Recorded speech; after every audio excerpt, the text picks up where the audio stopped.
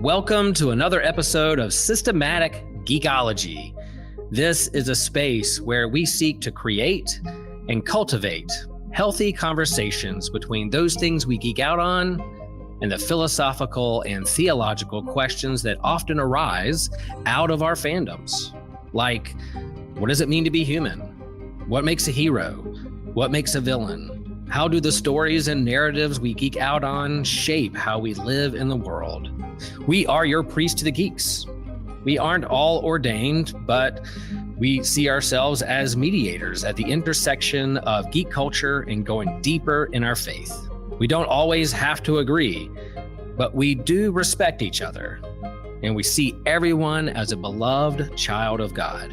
Everyone geeks out on something, so come geek out with us and enjoy the show.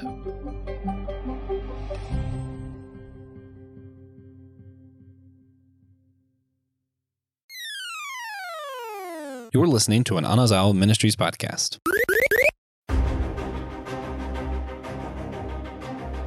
Do you work out on a regular basis just to have discovered that being extremely cut doesn't bring you happiness?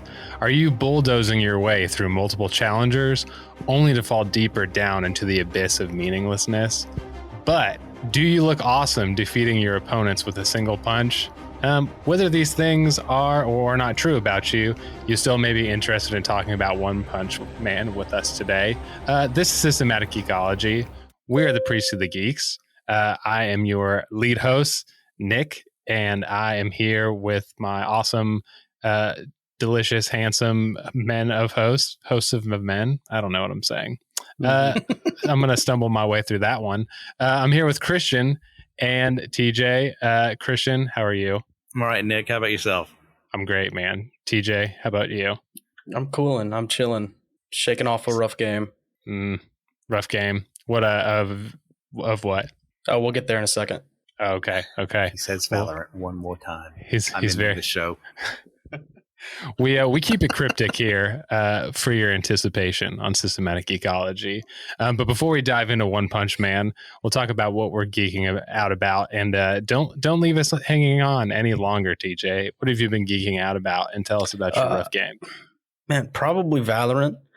I'd have to say, I took a shower here with the door open because I have the master bedroom, and I just locked the main door, but the humidity got to my mouse pad, made me aim bad. That's our excuse today. Yeah, mistake I've made many times. The humidity affecting the mouse pad. A true gamer here. A true gamer. Christian, I'm sorry for your loss of a match, TJ. Christian, what about you? What have you been nerding out on lately? Well, I right before recording Platinum Spider-Man 2, so I am feeling pretty good. That was a great story. Had a lot of fun there. I have my gripes with it, but overall, it's a really fun game. Well worth playing, even if you haven't played the first one or Miles Morales. Yeah, I need to dive into it. I've been seeing all the stuff on the interwebs, pun intended, and I need to jump on it. It looks so awesome. I have been reading a Tolkien spiritual biography. It's called Tolkien's Faith. It came out a couple weeks ago by a Tolkien scholar named Holly Ordway. And so if it's just a focus on Tolkien's life as a Catholic and just seeing how that kind of shaped his life. So it's been kind of highly anticipated for Tolkien nerds like me. So it's been good so far.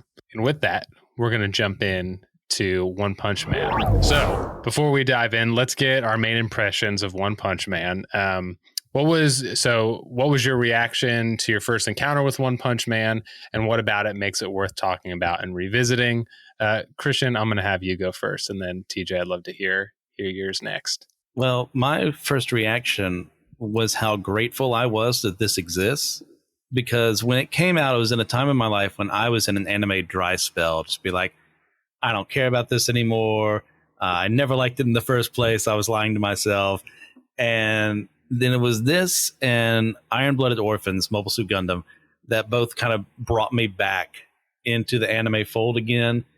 And because this is everything I love in it, it's making fun of the stuff I'm used to, like all that terrible stuff that I watched beforehand that made me like quit anime. now I can see it being made fun of. I'm feeling pretty good about that. And then seeing Saitama's journey alongside all these really kooky heroes has been a lot of fun. I love this show so much. Yeah, that's good Gundam. Mm-hmm. That's good Gundam. For me, I was just kind of around in the space. I was in high school with, the weebs. They're all talking about One Punch Man, and it took me a long time to actually start to watch it. But I was at my cousin's house spending the weekend there, and for some reason at that time I was like, I should watch One Punch Man. So I laid there on his floor after he went to bed and watched the entire first season. And man, it was good. I was hooked from the very beginning because the intro is amazing. The opening for season one is so good. And I was just along for the ride, overpowered protagonist, but comically so. I love that. It's so funny. And the series as a whole is just so funny. Yeah, kind of, it's funny. A combination of both of y'all's stories kind of resonate with me. I was kind of also in an anime dry spell. I wasn't going through like a anime existential crisis or anything like that, like you, Christian, but I was definitely like, I was like, there's nothing on right now. I don't know. And I had seen One Punch Man. This was probably around 2016. So like a year after they had released the anime, and kind of at the same time, I was like, oh, whatever. It was like a Saturday night or something, or I can't even remember. It was a weekend. And I was like, we'll just put it on. And like you said, that intro hit, and I was like, oh, I'm in. This intro rules. And then I think I binged the whole thing in one night. Like, I think I stayed up all night and just finished it because I was that hooked. I just could not stop watching it. Everything from like the animation, the story's actually good. It's hilarious. The action is badass. Like, even though it's comically so, like, it is the fights with like the heroes that aren't One Punch Man are sick. And then of course, like the fatalities of One Punch Man are just animated so well. And they're of course just hilarious, with all these heroes and their faces of astonishment after they've just like fought to the brink of death, and One Punch Man's just like, slaps a mosquito lady and she explodes. Super enjoyed that, and still watch the first season periodically. Yeah, it is so good. And it still stands the test of time, at least season one, of like gorgeous animation. Like it really was peak at that time. Yeah, it's really true. I think a lot of people, I don't know if a lot of people were, but I think I was just surprised because I had looked it up, and I think that's why I was hesitant to watch it, because I was like, oh, this is kind of like a joke show or whatever, not kind of understanding kind of the meta text behind, its creation. But then watching it, it's just, amazing in all the ways. But yeah, I have to acknowledge, it's funny. TJ said that he was hanging out with the weebs, and I'm among weeb greats here, and with Christian and TJ just steeped in the anime manga scene, and I'm here just a humble baby weeb leading this thing. So we're just nerding out and having fun. But yeah, so you had brought up, I had brought up season one, and TJ had brought up season one in particular, kind of standing the test of time, but. Season one is known for being a parody of the overpowered protagonists in manga and anime. And for listeners, if you're not familiar, that's your Gokus, your Dekus from My Hero Academia, and your Narutos. Okay, these characters that fight and they may lose, but they keep getting stronger and stronger until they can never be defeated ever again. And so Saitama is the main character. He is One Punch Man. He's the logical conclusion of this stereotype. And he's able to literally defeat any foe with one punch. And this causes him to lose a sense of meaning in his life. So he's just like, nothing brings him satisfaction. He's just like a numb, bald, muscular, overpowered protagonist. So of course it's awesome action. It's hilarious. So in the meta commentary on anime and manga is great. But what do you guys think about the approach to the series and its contribution to like manga and anime as a whole? And I'll pose it to TJ first. So I really like it because they don't pose the story as, here is Saitama, he is the overpowered protagonist, nothing is hard for him. It focuses on everyone else's role in the world and how he is just trying to live his life now. And then, he realizes that instead of cutting coupons every day and struggling to make ends meet and watering his cactus, he could join the Hero Society and get paid to do what is basically nothing for him, just show up and win a fight. And as far as its impact goes, I think people have been a lot more willing since then to give these kinds of series a chance, series that seem like jokes at first. And man, is it worth it.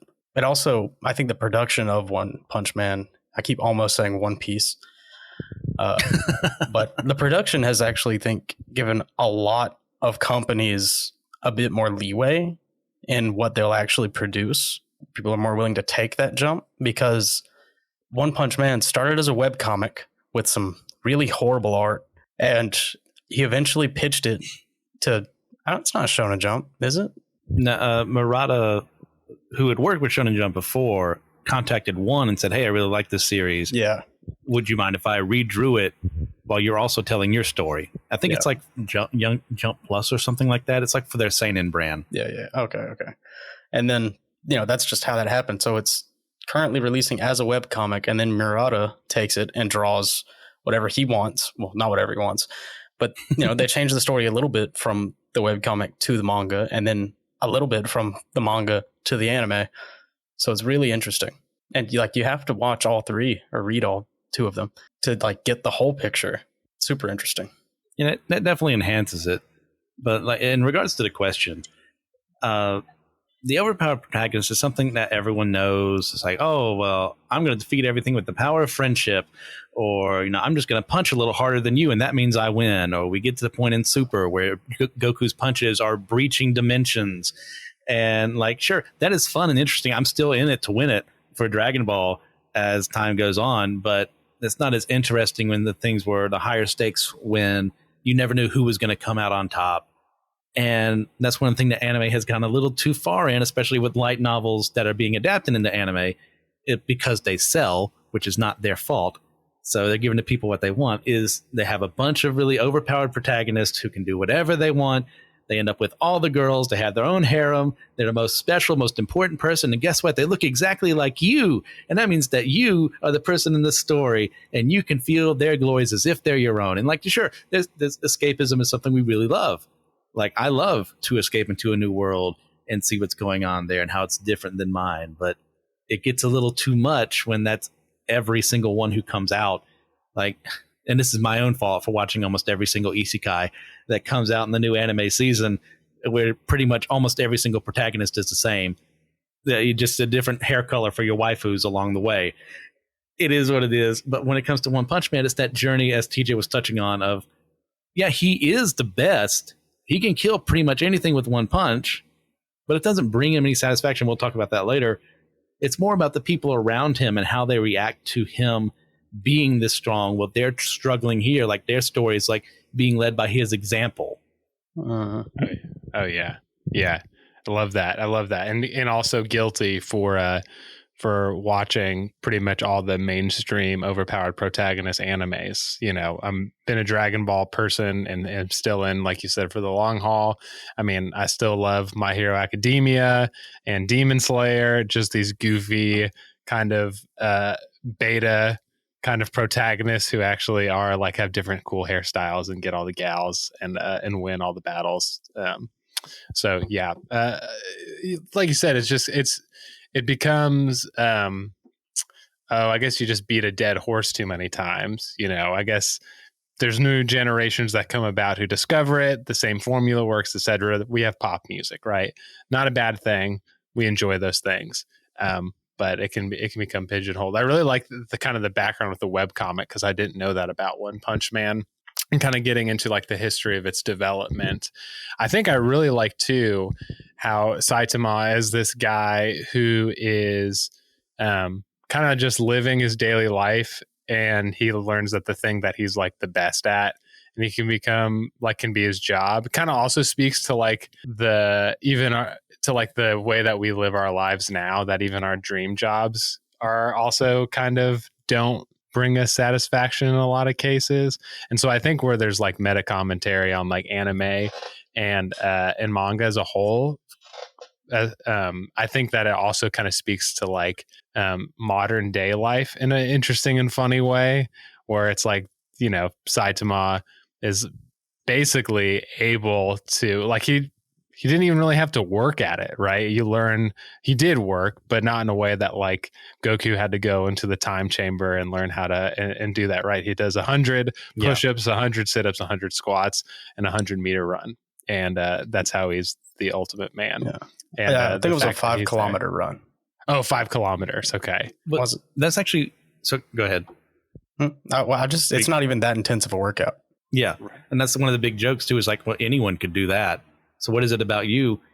But that's one of the things about this show, and the webcomic manga in general, is that there's this idea of pushing past your limits being a thing in universe that people are capable of. We start first episode, you had the crab monster. It's been like his idea is that he ate so much crab, and then he just eventually became Crablante.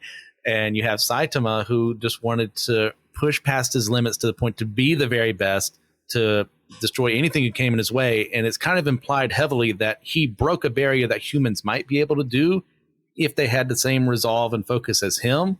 And that's one of the reasons he lost his hair, apparently, as well as, you know, that intense training. Is just the cost of that was, you know, losing his hair to become the perfect man, able to kill pretty much anything within one punch. Yeah, I think the part most people skip when they try to emulate his workout routine is the fact that he didn't have air conditioning. That's integral. You really could be One Punch Man, or at least be as cut as One Punch Man, if you would just work out that way and turn off the AC. Yeah. No doubt. Particularly in the summer months. Oof. Yeah. I think it's punches that you can't get the punches that way. That's right. You know, I love to, someone like Genos who comes under his wing and wants to train, and there's just like no way that he's going to reach One Punch Man. And Genos is like the epitome of an awesome, overpowered protagonist, where he's like the hot android with all the power, and he just can't get there, and it's hilarious. Good stuff. So, you know, season 2 is a lot different than season 1. And I feel like the fandom is split down the middle when it comes to embracing season 2 or just ignoring it. I don't know. Y'all might know more about the cultural dynamics. I see some people kind of being like, no, it's good, you should watch it and enjoy it. And other people being like, no, it's trash. But I don't know. Season 1 had an original story with an original idea that had original things to say. And for me, season 2 kind of felt like a continuation of the overpowered protagonist stereotype that season 1 parodied. I just don't really feel like Saitama is like the focus of season 2 anyway. So anyway, what's y'all's opinions on the season 1-2 split? And I guess too, give me some context. Is season 2 also like, was it a manga first? And also parts of it. Okay. And that's one of the things I think people would be a lot more generous to it. Well, number one, it had a bunch of things working against it. They switched animation studios, so you're not getting what you had the first time around. So things are a bit clunkier animation wise compared to the first season. Then you have it adapts some manga original content that One and Murata had like collaborated on. Say, hey, like you're getting a little ahead of me. You're drawing too fast. You're just one of the best artists in this field. You keep doing too much, so let's do something to give me more time away. Because One, he just kind of releases when he releases. He doesn't have a set schedule. That's the joy of a webcomic. You just kind of do it whenever you feel like it or you have the time. So there was like a long gap from the last chapter he did for only like a couple months ago. He released a couple more. So that's working against it. Then also what's working against it is that there's not really an ending to this season. If you don't know what's coming next, this is more like set up towards the cool showdown you want, which will be the third season more than likely whenever that does come out. So you're left with the sense of I want more, but as someone who read a webcomic and manga, I'm okay with it, but I understand anime only is like, what just happened here? There's no ending. All this is messed up. I don't like it. I totally get it. Yeah. I still think season 2 is really good and worth watching, but that might be because I do know what's coming next. And having to wait for it to be animated isn't that big of a deal to me. And like, I really like Garo. I feel like if you don't, then this season 2 isn't very good for you.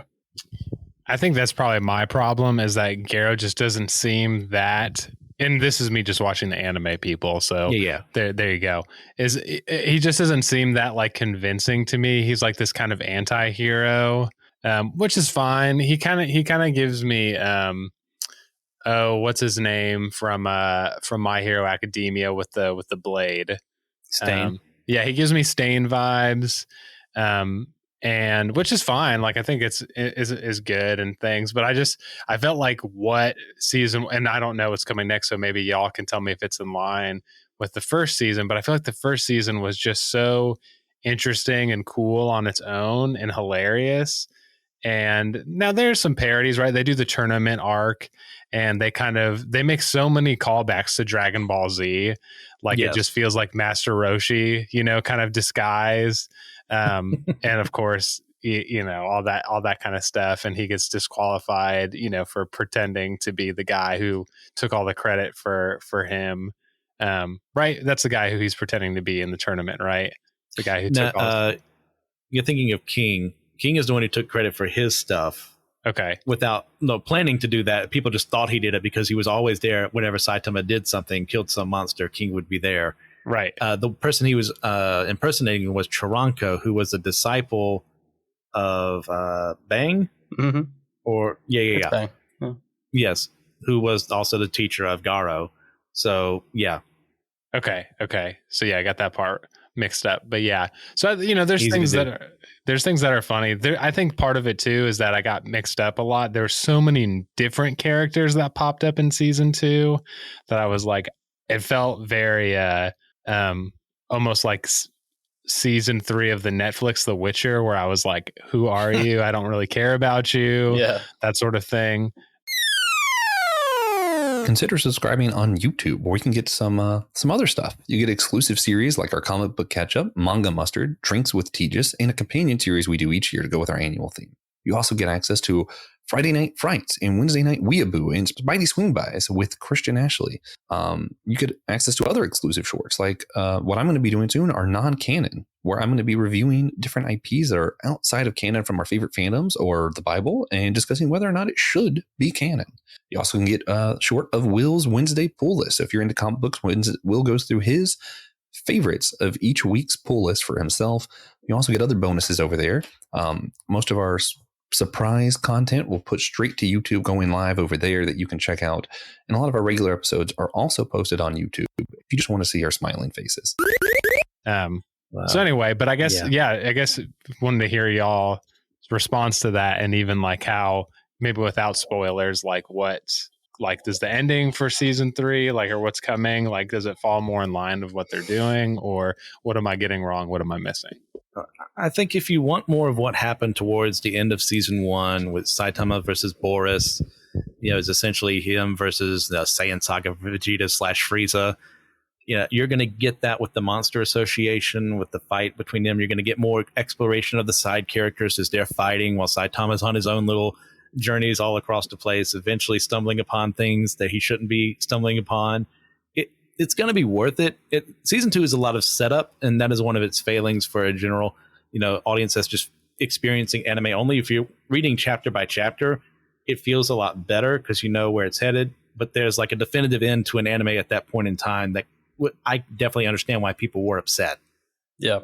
It's definitely worth it. I think most people are probably going to have to rewatch season 2 when season 3 comes out, and it really does not help that the gap between the seasons is so long. Yes, because if this was like a yearly release schedule, I think people would have stopped complaining about season 2 pretty quickly once the Monster Association arc started out. Yes.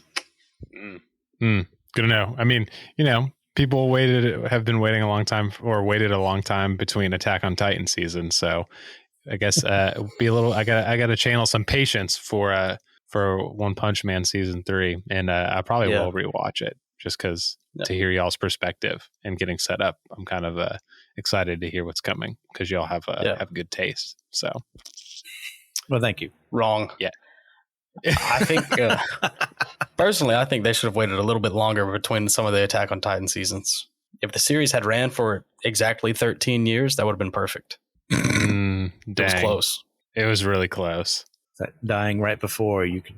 Yeah. Okay. 13 years makes sense for Attack on Titan. Yeah. You dropped the ball. You dropped the ball. Attack on Titan. Man. So Saitama, we'll go back here. He reaches perfection in the field of fighting. Okay. So the focus of his meaning is extremely narrow in the show. Of course, it goes into other things like his life and what he wants to do and things like that. But this is kind of the primary thing that is what he strives for and is the cause for his I don't want to say nihilism. I don't think that's the correct. It's just meaninglessness. Apathy. Yeah, there you go. Yeah. So, but his reaching his So him feeling emptiness, him feeling meaningless, him feeling apathy. What do you think of his achievement of perfection, and how do you think that meaningless cause by achieving perfection may or may not be relevant to wrestling with that in real life for us as readers and viewers?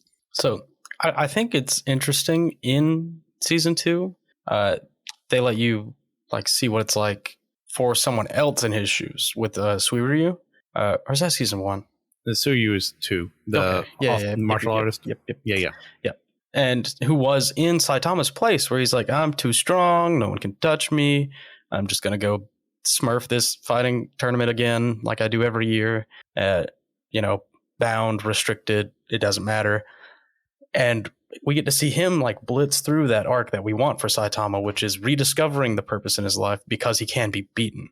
And boy, does he get beaten. So it's interesting that they show us that like it is possible for him. They're kind of teasing us. I think it's relevant to real life because of stagnation. I think it's hard to relate to something like that because he actually is legitimately the pinnacle of physical fitness. In real life, there's always someone better. But I think it's important to stay focused on what you're doing and know that there's always room to improve because we are not Saitama. Yeah. I think what this does is it's a really great exploration of the fears we all have of, if I get what I'm after, is it going to fulfill me? And we all know it's not. So why seek after it? Why go for it? Even our relationship with God, sometimes it feels like we get as close as possible, but it's not enough, or because of something on my end, or because it feels like he's distant when he's actually there, or something like that. And it gets all over the place. It's like, I want to be like him. I want to have perfection, or I want to have this job. I want to be fulfilled here. I want to make this much money and own this house. And we know that no matter what we obtain, even if we're the best of the best, if I became the best-selling writer next year, New York Times, #1, like, that's not going to bring, the purpose I want for my life.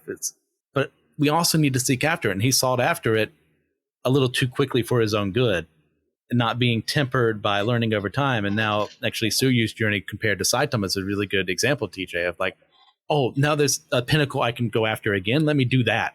And that's why he's seeking after, this hero hunter. Could he be the one to take me down? If we see multiple times over, he just slaps him, not even knowing who he is, and completely beats him. And that's something that'll continue in season 3, is like their rivalry. So there is something more out there for him. But I think what this does show is like our fear of, if we obtain what we want, what then?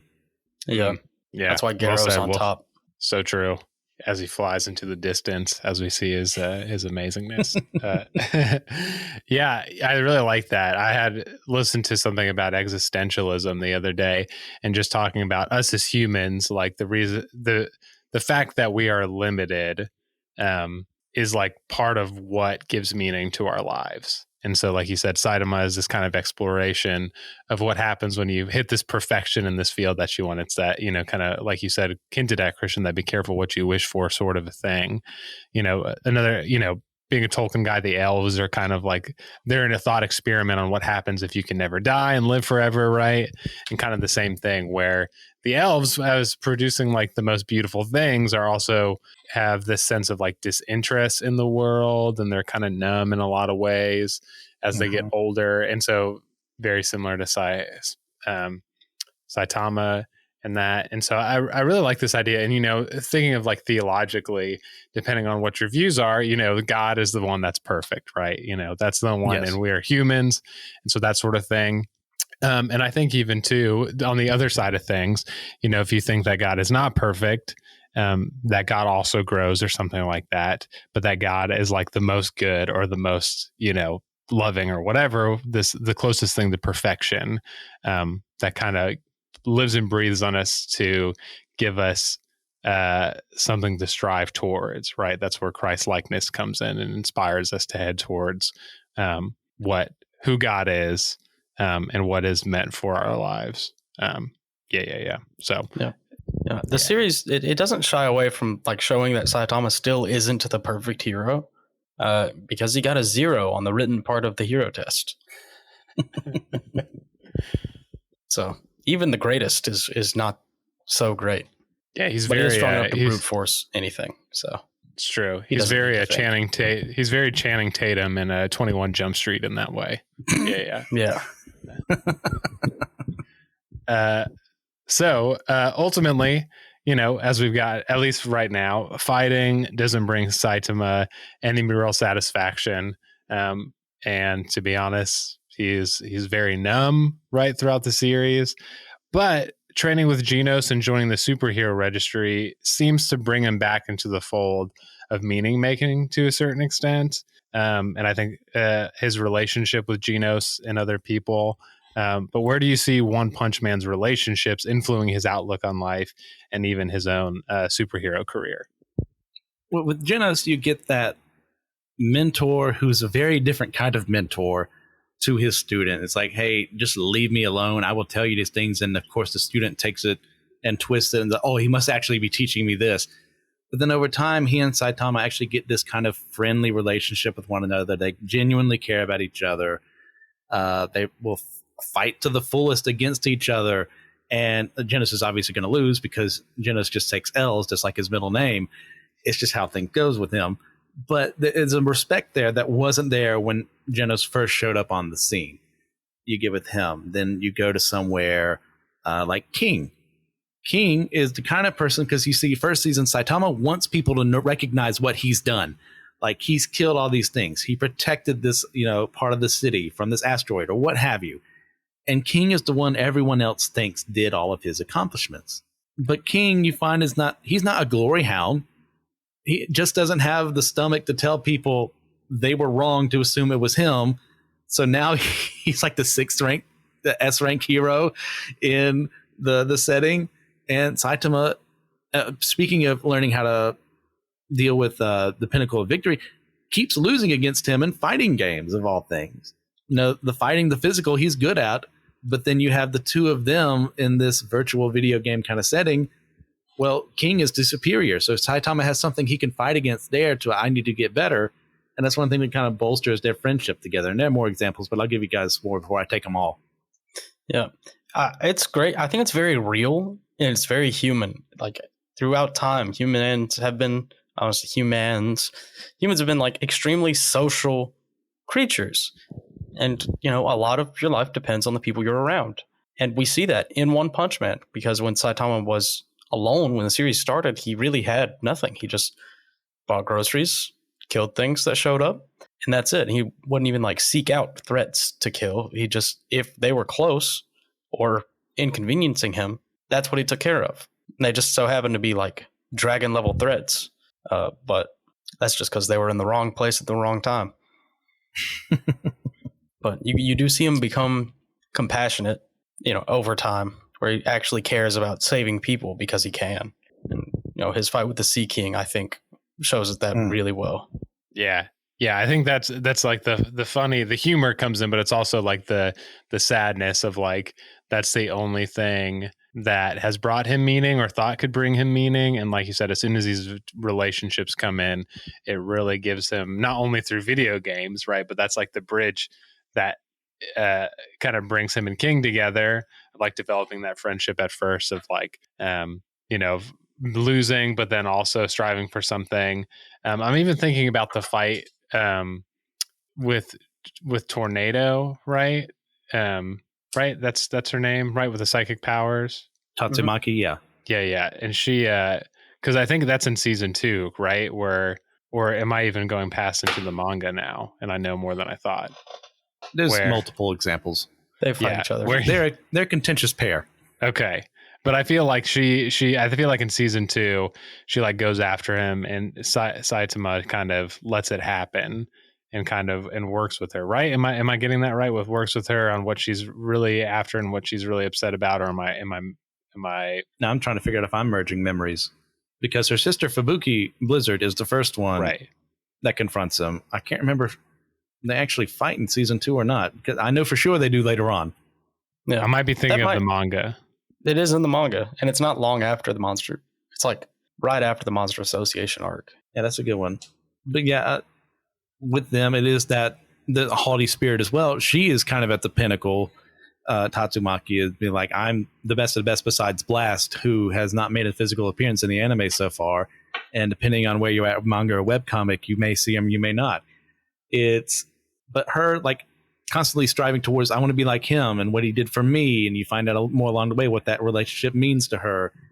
And yet there's this total goofball with a bald head who's asking what this sassy child over here is doing. And that infuriates her. So that's him. He's not going to take anyone's BS. And she's not either. So that's a good foil between the two of them for each other.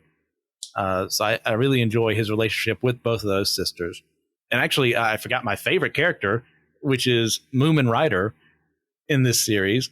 This powerless guy on a bike wearing his little special armor and his sunglasses, making sure he can do whatever he can to protect people. He's completely and utterly powerless, yet he's the top of C rank, where there are some superpowered people underneath him, as we find out over time. And his relationship with Saitama is one of the best things in the series, because they couldn't be more different power level wise from one another. And yet they both find mutual understanding to the point where Moomin Rider is facing off against the Sea King, someone he has no business whatsoever fighting. It's because of not only the stuff he'd done in the past, but also the example of Saitama always fighting those things that earns that respect, that even the Sea King himself is kind of like, hey, you have no business trying to fight me, but I get it, man. You're doing your thing. You're a hero. You're a real hero.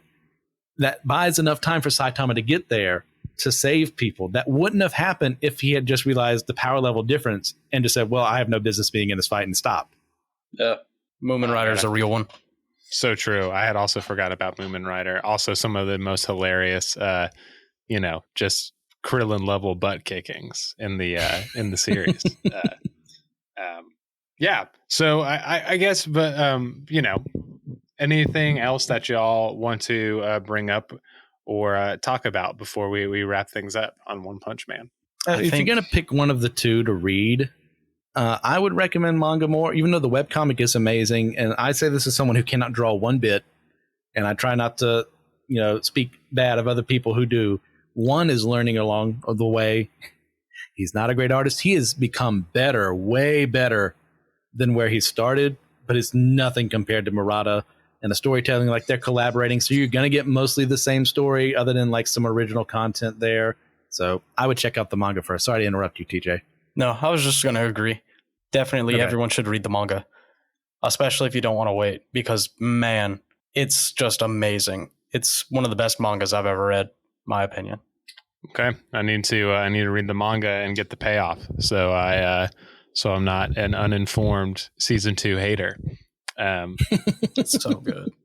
Yeah. So, I appreciate both of you, but we'll wrap things up with some recommendations. TJ, what have you got to recommend for our fellow systematic geekologists out there?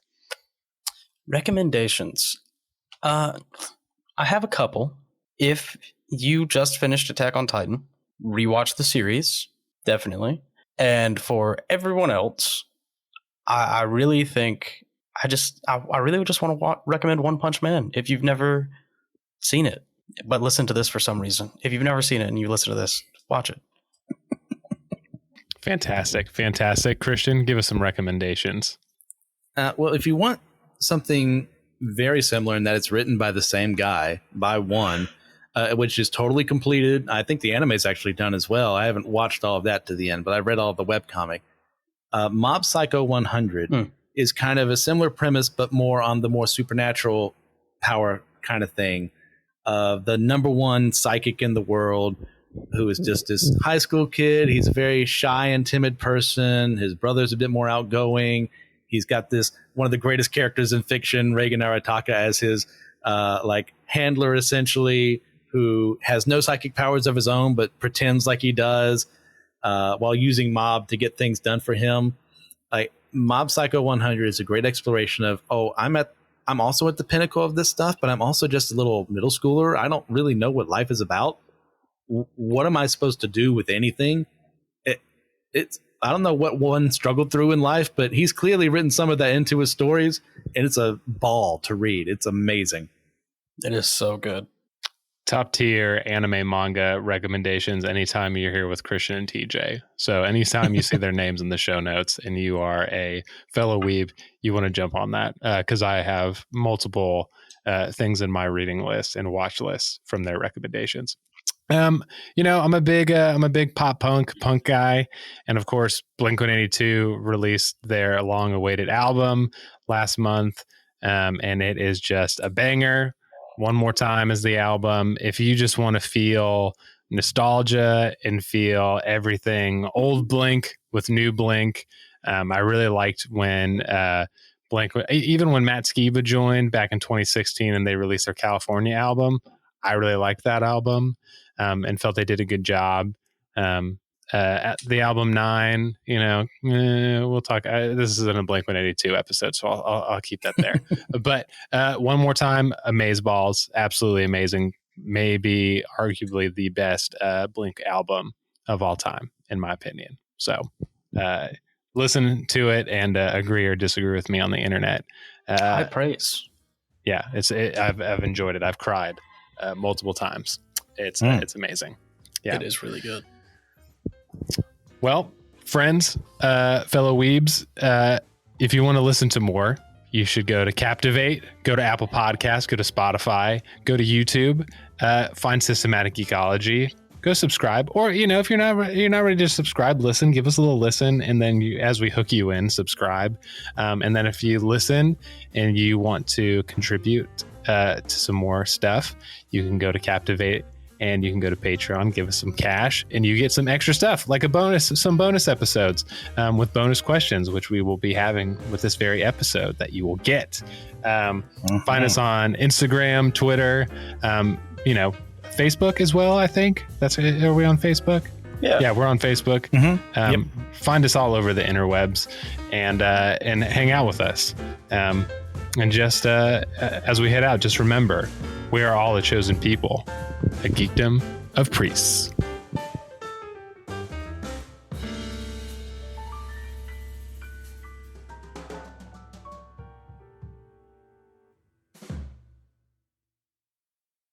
Be sure to check out other Anazal Ministry Podcast AMP Network shows. You can see the whole network in a single feed if you're on Spotify, or you could go to Apple Podcasts and find the Anazal Ministries Network podcast, the AMP Network. Yeah, there's just a network on Apple. You can follow the whole thing. You'll get shows like The Homily, where Pastor Will goes through his homily messages. It's literally just Pastor Will's sermons, guys. It's great. You also get access to the Whole Church podcast, where TJ and myself interview leaders from across different denominations and backgrounds to work towards a more full church unity. You can see My Seminary Life, where Brandon Knight discusses his experiences at seminary and then discusses seminary topics, so anyone can have access to knowledge available to seminary students. You also can see Let Nothing Move You over there, where Christian Ashley goes through the Bible in a Bible study type fashion and explains the whole biblical narrative. I also have a show on there, The Dummy for Theology, where we discuss various theological topics in an attempt to show every side of the discussions, leaving you with more questions than answers. There's also The Bible After Hours, where the foul-mouthed preacher goes through the Bible from a more progressive view to challenge the status quo of the modern church. Finally, you can hear The Clydes, where Taylor and Elizabeth Clyde go through weekly discussions in a devotional conversational style method to help us all get closer to one another and to God. Hello, friends. If you enjoy Systematic Ecology, a great way to support us and to keep us moving forward into the future is to be a patron on our Patreon network. If you're a Patreon, then you get live access to our YouTube exclusives like Comic Book Ketchup and Manga Mustard, Drinks with TJ, and also some extra content there with our companion series to go along with our annual theme. If you're a patron, you get exclusive merch like t-shirts and handbags and mugs. There's also a bonus extra question that has extra content. In each episode, we go deeper into our faith and the questions that we're wrestling with, but we also do this extra question to jump in and share about, and patrons get to hear how we answer that question. There's discounts on our store. You get access to any future online D&D campaigns. You can easily access all of our Patreon content through our Spotify page where it says exclusive content for subscribers. That could be you folks. And all that being said, you get the satisfaction that you help us keep the lights on and keep us moving forward with our software, our marketing, our equipment, staying current in the podcast game. We love Systematic Ecology. We hope you do too. Support us moving forward. Thank you for all that you are. We know there's a lot of great choices and content out there, and you choose to listen to Systematic Ecology. Thanks, folks. We love you. Peace.